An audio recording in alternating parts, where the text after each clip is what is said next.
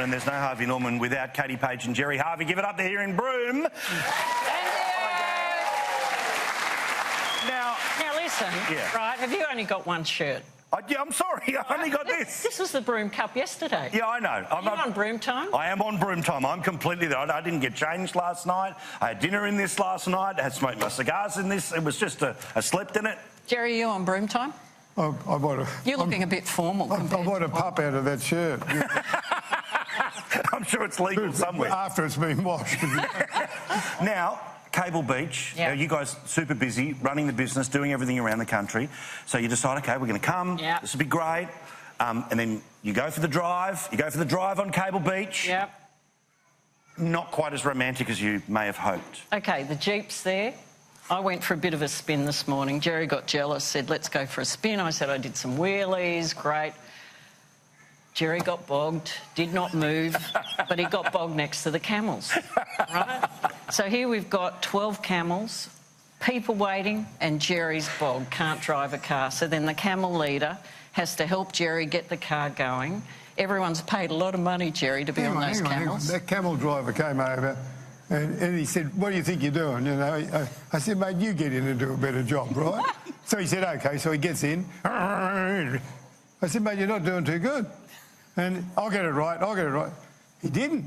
And then another bloke walked over. I said, mate, what do you do? He said, I'm a mechanic. I said, camel driver, get out. So the camel driver got out. I said, mate, you stick to looking after camels, OK? This bloke's a mechanic. The mechanic gets in, gets it going in a flash. I'm in there. Then I take Katie out to do a couple of wheelies. And she says, stop it. Stop it. Do not do wheelies with hang on, Gerry. This is not very dangerous. Okay? You're a bad driver. I know that, but you... I know that. I know. But you still thought, you know you're a bad driver, but you're going to try and do doughies. I've taken the missus out and I'm going to do a couple of wheelies. I can do them, he's not allowed. Okay. Next question. That's the very modern partnership. I like it. It is. Yeah, so I just... Thumb on top. Now, as a racing man, though, how did you feel about the Broome Cup and being there yesterday? The Broome Cup, it's a wonderful thing. All over Australia, you have these country race meetings, and in every country town, it's the big event of the year. And to get 8,000 people at a Broome Cup, there's days when you're flat out getting that at a Sydney Saturday race meeting. Good point. Right? So to get that number at a Broome Cup, I know race meetings in Sydney and Melbourne sometimes that say, I want the Broome Cup crowd here. So, but it doesn't happen just in Broome. It happens in lots of country towns, and it's a lifeblood. It's a celebration time for racing and for people, and all the people get dressed up and it brings the town to life, and it brings a lot of people. Well, hang on. How do you go about me only having one shirt? Has he only got one shirt? As a matter of fact, he has only one shirt. And it's we have this issue. Shirt. It's not the same shirt. He has trouble using a washing machine. He can sell a washing machine, but he doesn't know how to use it. Do you know the thing about the Broome Cup that we haven't got at Magic Millions? The undie race. Yeah, we're not. I think we've got to add the undie race. Come on. Okay, come on, I want Gerry. some of the Broome Cup crowd there. Let's get some of the blokes that'll drop their dacks. Maybe we can do it the Saturday before. Let me say this. If you come, mate, and you drop yours, OK, I'll drop mine, right? Oh. No, that's something you'd pay to see, ladies and gentlemen. What? The answer is no. This is a celebration of the Australian man. Yeah, correct. Wow. Gerry and Paul. That'll pack them out. Let's just assume you and I have got a tiny little bit of reputation left. This will completely destroy anything. I mean, we'll make Alan Jones look like a bloody hero. What if we can get Alan to come with us and do it? Yes. Yeah. We'll get Alan, Ray, we'll all drop our dacks and see what happens. Yeah. All right, just an idea. Breaking news. I think we've got that at the bottom of the screen now. Right. Katie, back to the Paralympics, though. Let's make this back about why you're supporting them. We saw what Louise and others have had to say. What is it about the Paralympics? We've done it for a long time, and the Paralympians never get any money, right? So Gerry and I very much want to help so many people that don't get the money. And, you know, the work that we're doing with CWA with you, it's the same. And the CWA get to choose who they support because they know how to do it best. We don't. But the Paralympians are the same. I mean, you saw that footage and it just brings tears to my eyes. They are extraordinary athletes. And the fact that it's part of the Olympics now too, which is a recent thing, as you know. Yeah.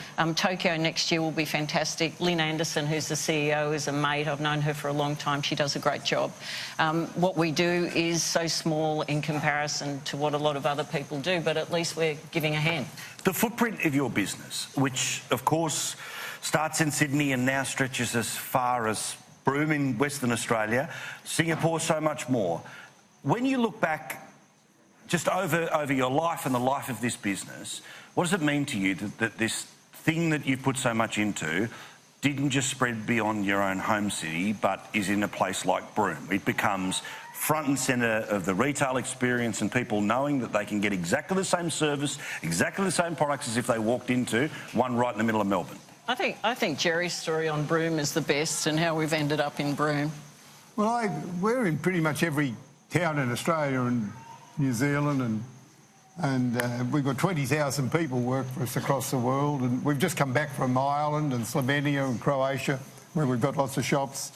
And I was with Katie on a little thing up here about 6 years ago, and we had to go back to Sydney, and I had to stay here for 3 hours, and I thought, oh, well, I'll grab a cab, and I quickly went round anyone that had a furniture or electrical shop in town and just said, if you ever want to sell out, I'll probably buy it.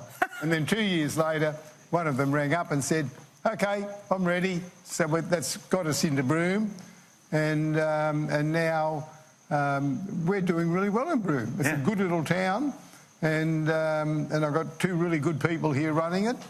And it's, you know, it's just like a lot of other country towns. It's good. What's this thing? I mean, Katie as well, your call and the best call of our town was to go, let's partner up with CWA, well over $200,000, and today we take it even further, and we'll get to that. $250,000. It's pretty amazing, isn't it? Where that amount of money to, as you say, those women in those communities, and it can be as small as a fuel card, footy boots in Toowoomba, you name it. That's what I love about the CWA, and you've seen it now. We've done 7 towns. The need is so diverse. At the end of what we do with 10 towns, you're going to have a list of so many different issues in this country that are very localised. It's not that you've got this one thing for the whole of the country. The CWA are doing a lot of work that people don't hear about. And, you know, obviously tonight you've got an amazing woman on from the CWA, but also a recipient. And, you know, they're the stories that are so important to us. Jerry and I cannot be out there with 25 million people saying, where should this money go? So the CWA's always been very close to my heart.